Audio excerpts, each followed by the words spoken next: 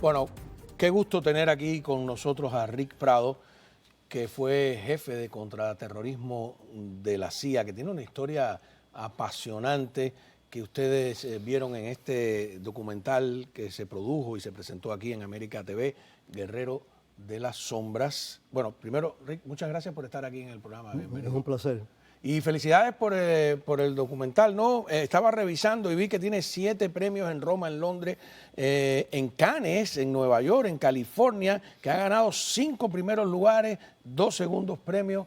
Quiere decir que sin duda han hecho un buen trabajo y que usted tuvo razón en publicar el libro, ¿no? Y veo que hay un nuevo póster que estamos viendo ahí en pantalla sobre Guerrero de la Sombra. Pero también sé que mañana se va a estrenar otro nuevo documental a 2 voces, ¿no?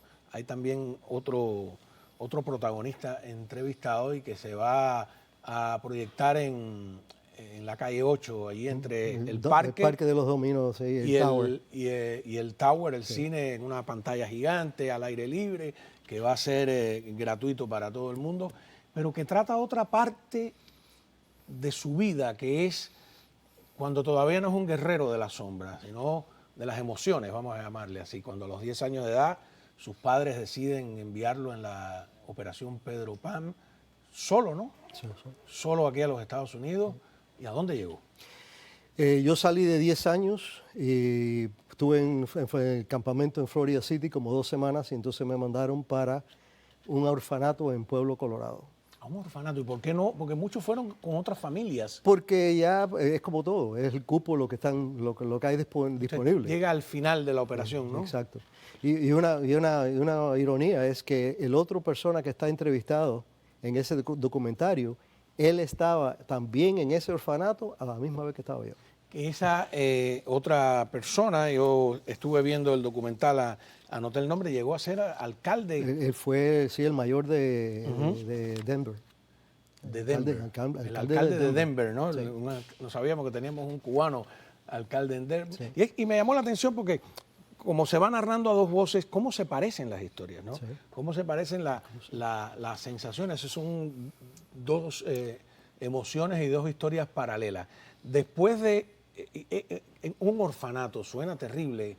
¿Quiénes estaban? ¿Qué otros niños habían en esos orfanatos?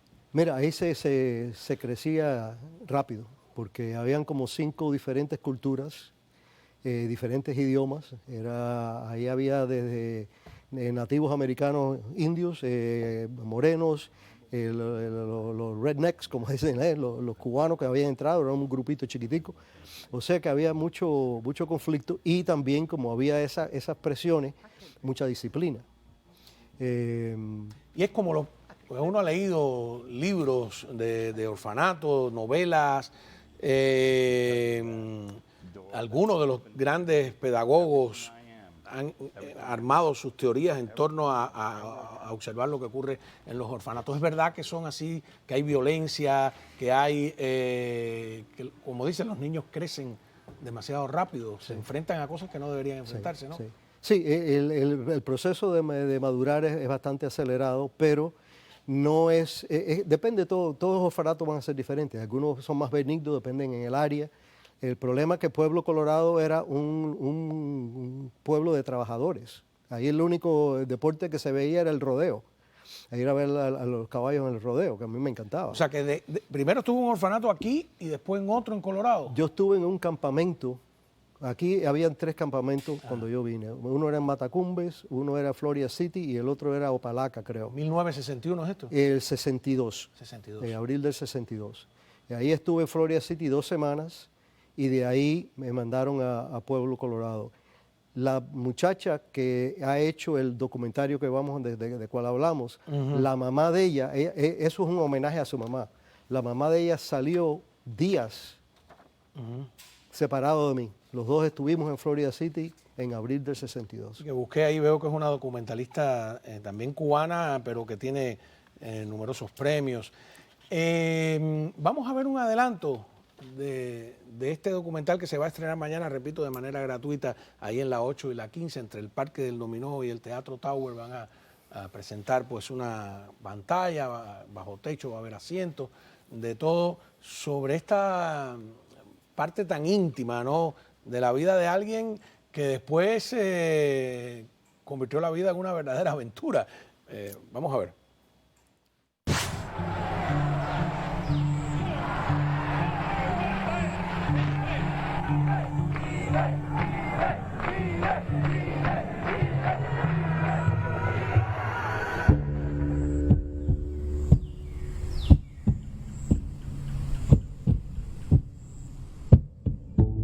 I saw my parents lose everything.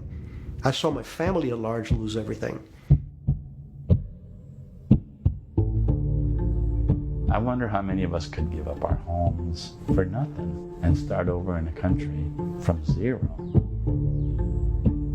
These kids whose parents were just looking to give them a chance at a better life. I straightened out in my life and did what I did primarily because I wanted my parents to be proud of me. I wanted their sacrifice to be worth something. Probably in my life, I will never know a greater act of love than what they did and what they sacrificed.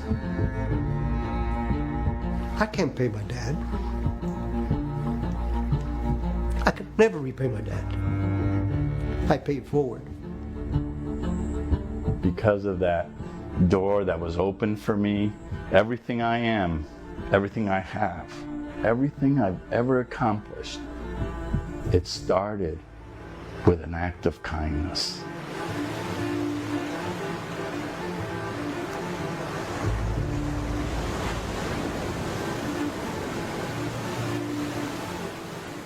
A ver, ambos dicen lo mismo, que cuando sus padres decidieron enviarlos solos acá, fue un acto de bondad. Antes de explicar esa idea, yo lo que me pregunto es, ¿a los 10 años usted lo entendió? Mire, yo tuve la suerte que mi papá me crió a mí como el hombre de la casa. A mí todo me lo explicaban temprano, me enseñaron cómo actuar, cómo portarse, que las cosas que uno puede tolerar, las cosas que no se toleran. Así que ya yo tenía una madurez un poquito más que de los 10 años que yo tenía. Pero el impacto más grande fue, y lo que me quitó a mí cualquier incertidumbre, fue que mi papá, cuando me vio al final, me dijo, me puso la mano en el hombro y me dijo, yo te veré otra vez. ¿Cuánto tiempo demoró en reencontrarse con sus padres? Como 9 meses. Pero esas palabras de de los 9 meses más largos de la vida, ¿no? Sí, como todo en la vida, cuando uno está bajo esa clase de situaciones extrañas, todo es una velocidad que...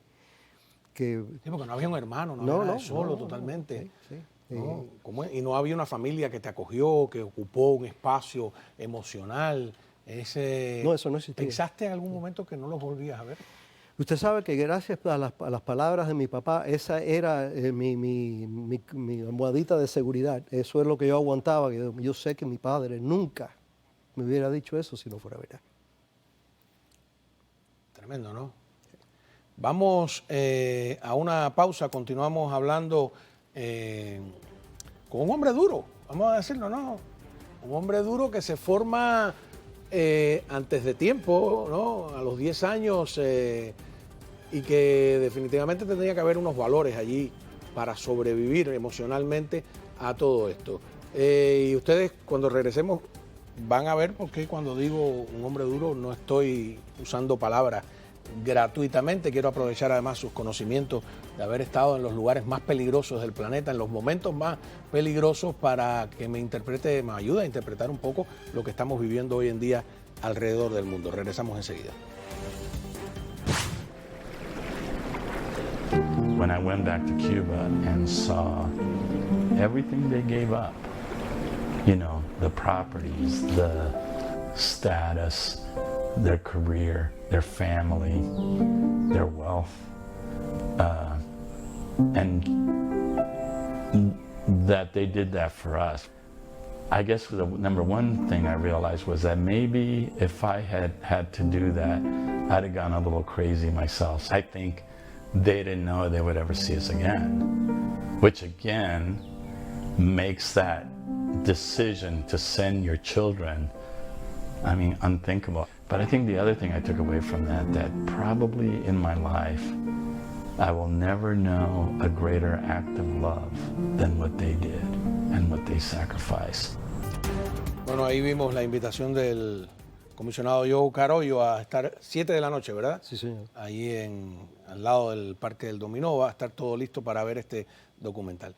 Yo quiero aprovechar, ¿no?, tu experiencia como oficial operativo. O sea, tú estás en el terreno, no eres un oficial en la oficina de aire acondicionado, sino allí jugándote la vida, que estuviste destinado en Nicaragua, ¿verdad? Yo empecé mi carrera con la agencia, con la CIA, en Nicaragua, entrenando a lo que le decían los contras, que era lo que estaban tratando de pelear para derrocar el régimen comunista de los sandinistas. Y el gran emoción para mí era porque ahora, a un hombre de 30 años, estoy ayudando a pelear el mismo monstruo que nos desbarató mi familia. Ahí es donde iba mi pregunta. Bueno, primero, el hecho concreto es que Ortega acaba de deportar a 222 opositores, entre ellos 6 candidatos presidenciales, desarmó a la oposición. Nos los quieren vender como un gesto de buena voluntad de Ortega. Según su experiencia, ¿una deportación puede ser un gesto de buena voluntad de la oposición así masivamente? No, mira, eso toda esa es la careta que usa el comunismo para vender sus mentiras. Yo tuve la suerte que en esos campamentos, todos los guerrilleros con quien yo hablaba, todos tenían una razón personal por qué ellos estaban peleando. Nunca hubo uno que me dijo, bueno, yo leí Marx y yo leí Lenin y verdaderamente no estoy de acuerdo. No, me raptaron a mi hija. Me hicieron al hijo mío de 15 años meterse en el ejército. Me golpearon a mis sacerdotes, me quemaron mi iglesia. Eso era todas las noches cuando yo hablaba con los combatientes, las historias. Y eso para mí era un gran halago, porque las condiciones de vida ahí eran pésimas. Yo dormí en una hamaca de jungla de lunes a viernes por 3 años. Ahora, con lo que cuesta derrotar a un sistema comunista, porque se enquistan de una manera única, ¿cómo es que se perdió Nicaragua por segunda vez? Bueno, Nicaragua se perdió por segunda vez, pero no se puede olvidar que nosotros derrotamos a los sandinistas. Los éxitos de los contras estaban creciendo a tan paso que ellos sabían que tenían que negociar o la iban a perder todo. Y cuando ellos fueron a la mesa de negociar, estaban perdiendo más todavía. O sea, que hicieron concesiones. No hay duda, no hubieran ido a elecciones si no hubiera sido por el empuje de la contra. Eso está claro, pero aquello fue el sandinismo. Yo no estoy muy seguro si este orteguismo de segunda mano tan brutal, en algunos aspectos más descarado que la primera vez, es lo mismo. La pregunta es, ¿por qué cae de nuevo esa plaga en el poder en Nicaragua? ¿Qué falló? Bueno, tú sabes, el problema es, una de las cosas que he oído, que Ortega se robó tanto dinero. La piñata famosa. Que tenía dinero para las campañas en una forma, tú sabes, y comprar votos y todas esas cosas. Pero no queda de más de que ese no es el único país. O sea, la idea de dejar a los comunistas como una oposición legítima que mucha gente cuestionó, debería invalidársele de por vida porque usurparon el poder de manera monopólica, a lo mejor tenían razón. No, mira, lo más grande que uno tiene que darse cuenta, dame un ejemplo de algún país comunista que no esté en malas condiciones. Desde Cuba, los países en Europa del Este, Venezuela, en Nicaragua. El sistema comunista es comprobado que no trabaja. Fabricantes de miseria, ¿no? Como dice el libro. Usted estuvo también destacado en Filipinas, ¿verdad? Sí, señor.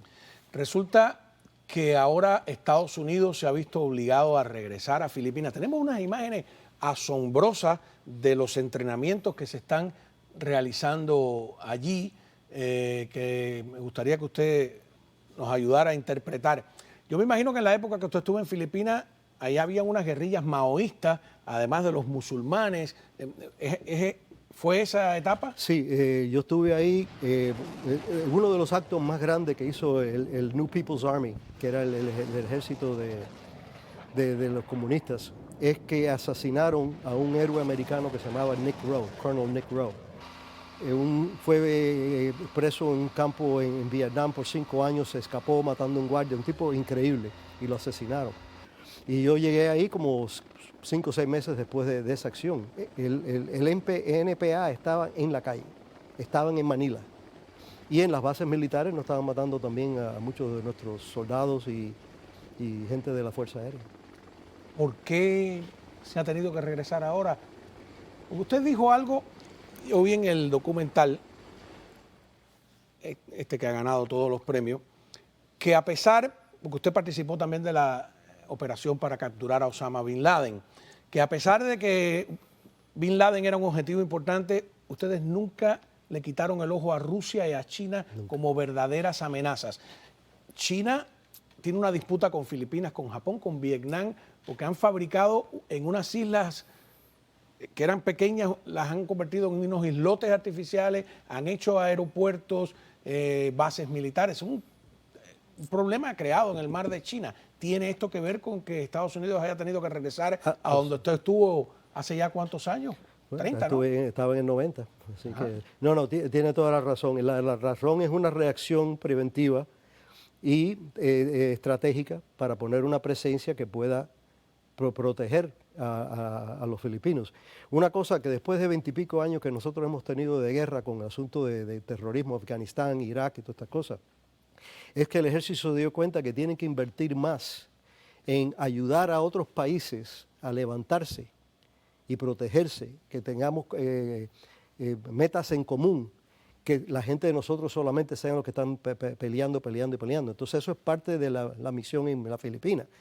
Sí, tener las bases, tener lo militar, pero darle esa presencia, darle ese apoyo, darle la logística, darle el entrenamiento, que deja que ellos sean los que puedan defenderse y que eviten un ataque, porque sepan que no es una cosa fácil.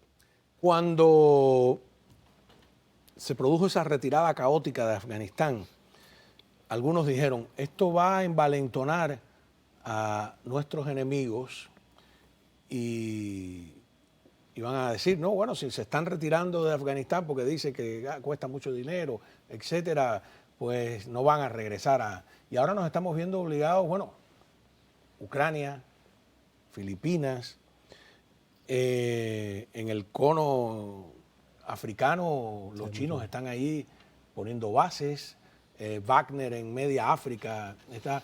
Es decir, ¿cree usted que hay que prevenir, que hay que atacar? Porque le escuché una frase que apunté por algún lado, que usted dice que no se puede reaccionar, que eso es un error, actuar siempre reaccionando. En un juego que usted jugando solo defensiva, nunca vas a ganar el juego.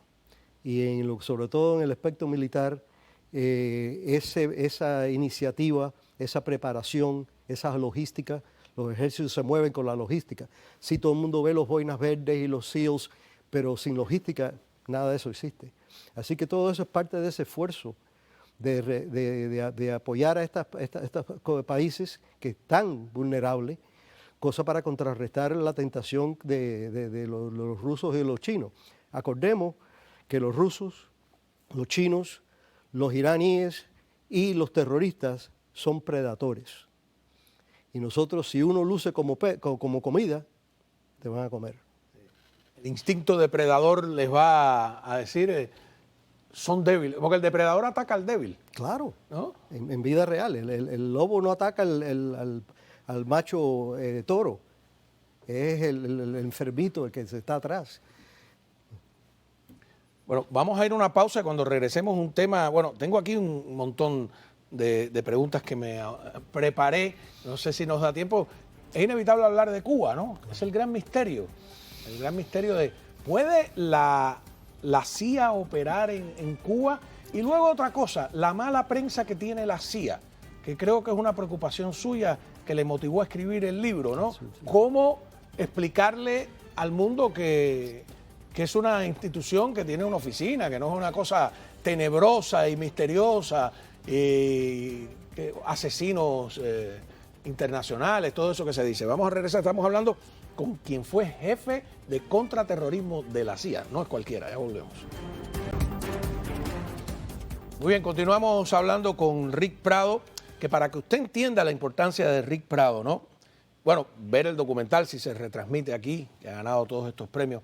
Él tiene un rango en la CIA no funciona igual que el ejército, que sería equivalente a general de 2 estrellas. Fue, le repito, el jefe de operaciones de contraterrorismo de la CIA. Ahora, la CIA, nos ve mucha gente en Cuba. Ayer estaba viendo por internet, nos ve 1,5 millones de personas en Cuba, ¿no? Estaba viendo las cifras. Y tú dices, la CIA en Cuba, tipo de la CIA, porque han metido mucho miedo con la CIA, han fusilado a personas falsamente acusadas de ser de la CIA, a todo el mundo lo apresan, lo acusan, etcétera. Es vista como una agencia ilegal dedicada a cometer asesinatos políticos o de otro tipo. Algunos se sorprenden cuando ven que la CIA tiene aquí un edificio, unas oficinas, que no es una cosa clandestina ni nada por el estilo, es una institución, salvando las diferencias, como puede ser el meaning de ellos, ¿no? ¿Cómo defiende usted y cómo explica esta mala prensa que tiene la CIA?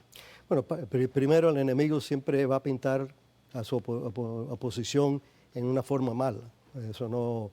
Pero esa es la razón que yo escribí el libro. Porque yo siempre veía que en la televisión, sobre todo en Hollywood y en todas las novelas, la agencia siempre estaba haciendo algo que no era legal, que el Congreso no lo sabía. Eran gente que estaban vendiendo los secretos o que tenían su... Eso no es verdad.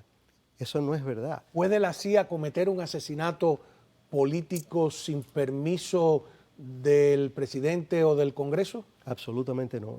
Absolutamente Hubo un tiempo no. en que parece que sí, ¿no? Bueno, es como todas las etapas. En la Segunda Guerra Mundial y después de la Guerra Sumida las reglas eran muy diferentes. Los rusos todavía están matando gente en las calles de Europa. Pero no, la cantidad de oversight que tiene la agencia de lo que es el Congreso, lo que es el Senado, es impecable. Nosotros, esa idea de que la CIA, por ejemplo, Bahía de Cochino, todo el mundo le echa la culpa a la CIA por la Bahía de Cochino. Eso no es verdad. La Bahía de Cochino falleció. La culpa es del Ejecutivo, tal vez. Bueno, fue del presidente, que cambiaron lo que era el plan operativo, que era entrar por Cienfuegos, un área cerca de Cienfuegos, cortar la carretera al lado del Escambray, y lo pusieron en una ciénaga, porque tenía una sola carretera. Con una sola carretera que tenía que lucir como una insurrección. Y los barcos que estaban afuera esperando con aviones para ayudar a los cubanos que estaban peleando, nunca cogieron la luz verde. Claro, son las consideraciones políticas por encima de las estratégicas. Lo que está pasando ahora con el globo, no le voy a preguntar del globo, pero yo creo que hay mucha, ¿no? Sí. Usted se ríe, ¿no? Que hay algo de eso allí, ¿no? ¿Qué le diría al pueblo cubano sobre ese fantasma de la CIA? La CIA es una agencia de inteligencia muy opuesta al sistema que usan los comunistas. Nosotros no reclutamos gente por debilidades. Nosotros reclutamos los aliados por las fuerzas, por la convicción. Queremos trabajar con gente que son simpáticos a la causa de la libertad. Los países comunistas, el modus operandi de ellos es comprometer a la persona, aquel que tiene problemas de estar tomando, aquel que tiene problemas de jugar con dinero. Esa es la persona que ellos tratan, o te chantajan, y te hacen un chantaje y es como te fuerzan a trabajar. Ahora, sin que usted me revele nada comprometedor, ¿puede la CIA realmente trabajar en Cuba más allá de la fachada diplomática? O sea, yo veo que Cuba puede infiltrar en los Estados Unidos con muchísima facilidad, ya no a agentes, a oficiales operativos, a oficiales que atiendan a muchos agentes por la frontera porosa, en Balsa. Pueden fabricarle una historia porque ellos son los dueños de las oficinas de antecedentes penales, de biografía. Sin embargo, al revés la CIA operar en Cuba. ¿Cómo puede operar en Cuba la CIA? Es casi imposible, ¿no? Es difícil, pero le voy a dar un ejemplo. Todos sabemos que la agencia ha trabajado en la Unión Soviética y en Rusia por décadas, desde la Segunda Guerra Mundial, en Beijing, en todas partes del mundo. Hay limitaciones, pero la forma que nosotros entrenamos y el arte del espionaje es una cosa, es un juego de ajedrez, no es un juego de bolitas. No es parchí. No es parchí.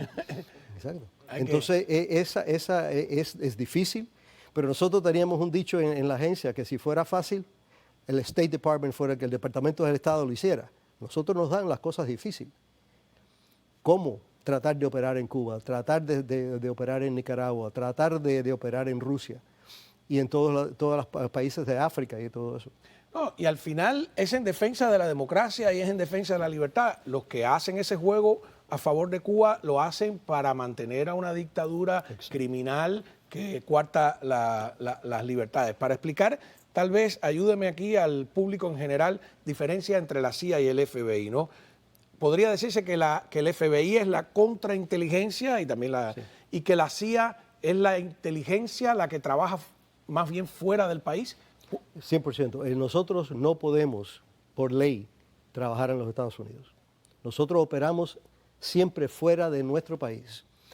Que O sea, de la nuevo, CIA no puede realizar operaciones dentro del país. no. Si nosotros nos invitan a hacer algo con el FBI o algo de eso porque tenemos alguna experiencia o algo de eso, sí se puede, pero eso son excepciones. Nosotros legalmente no operamos en los Estados Unidos, ni podemos operar contra norteamericanos de ninguna forma. Entonces, esa es una de las grandes diferencias para nosotros. El FBI es un... Además tienen un marco ético en el que están obligados a moverse, mientras que los otros no tienen ningún marco ético, el que le dé la gana al gobernante de turno. Cuando regresemos, yo quiero que usted me responda una pregunta. ¿Es verdad que si alguien le pregunta a un agente de la CIA o a un agente del FBI, que lo está preguntando, ¿usted es agente de la CIA? Si es verdad que no puede negarlo. Cuando regresemos, nadie mejor para responderlo, ya volvemos. La última pregunta de la noche para Rick Prado. Le decía, ¿es verdad que si ahora usted viene a alguien a hacerme demasiadas preguntas y yo le hago una contrapregunta, le digo, ¿usted es un agente de la CIA? ¿Es verdad que no puede negarlo? Sí y no. Nosotros tenemos una cobertura, sobre todo al principio de nuestras carreras, no voy a llegar a detalles, pero tenemos coberturas de otras organizaciones. Y es bajo esas coberturas que nosotros tratamos de operar. Una fachada. Una fachada. El FBI no es así. El FBI tiene su documentación y, como usted dice, se puede chequear. Tú llamas al FBI y dices, fulano está diciendo esto, lo pueden. Nosotros no. Mañana jueves a las 7 de la noche, en la 8 y la 15, la proyección al aire libre, gratuito, ahí entre el parque y el Teatro Tower, de este documental, donde Rick Prado es uno de los grandes protagonistas y es un rostro distinto al que vimos en el documental. Gracias por estar aquí con nosotros. Felicidades por todos esos premios que ha obtenido, pues, la historia de su vida. Y repito, 7 de la noche, en la 8 y la 15, ¿no? La historia de Peter Pan, pues, con hombres que después llegaron a ser verdaderos hombres de éxito. Nos vemos.